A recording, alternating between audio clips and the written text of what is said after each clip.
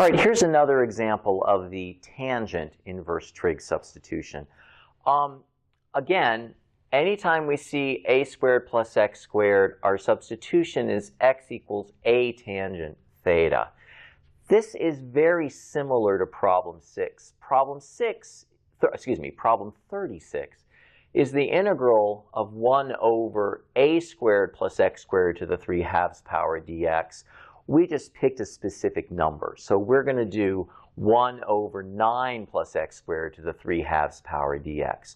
So notice, even though this doesn't necessarily look like a radical, because it's to the 3/2 power, not to the 1/2 power, I still see a squared plus x squared. That's enough for me to think that I want to use the tangent substitution that we've been talking about.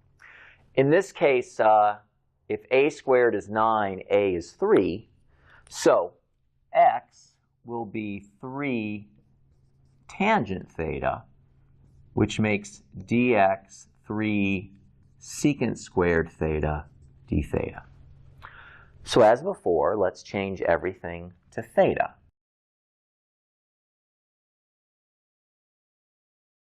So down here, I have 9 plus x squared will be 3 squared tangent squared. That is 9 tangent squared theta.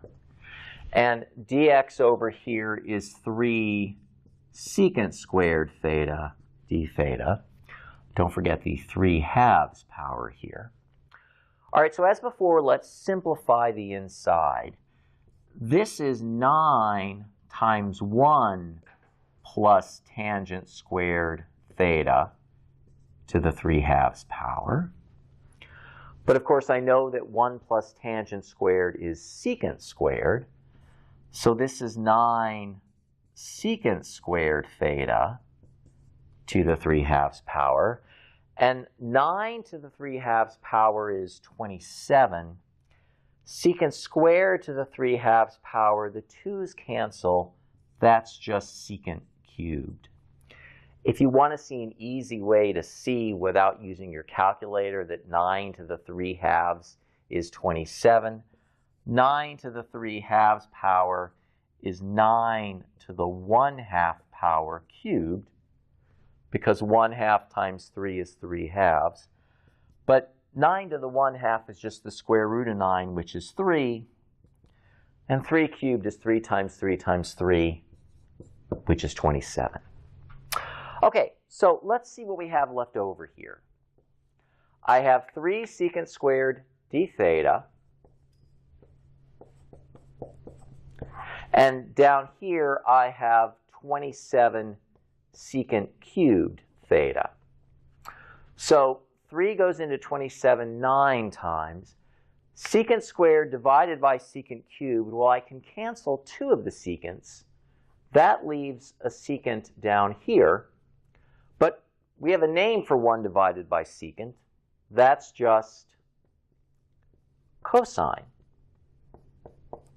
And that's a really easy integral. If the derivative was cosine, the original function must have been sine.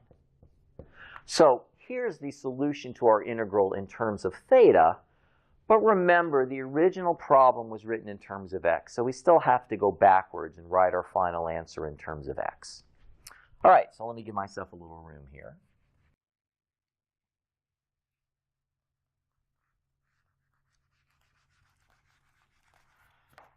My original substitution was x equals 3 tangent theta. That is, tangent of theta equals x over 3.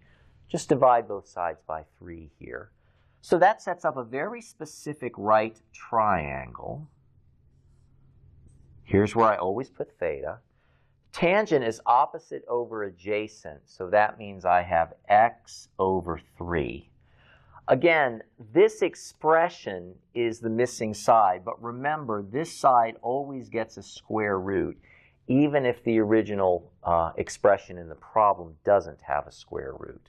Again, you can also find this missing side by using the Pythagorean theorem, but usually it's a little faster to just look at the expression that's in the original problem. I need sine of theta, Sine of theta is opposite over hypotenuse. So if I now go back to x, I have 1/9 x over the square root of 9 plus x squared plus the pesky constant. If you want to make that look a little nicer, you, I guess, could just do this.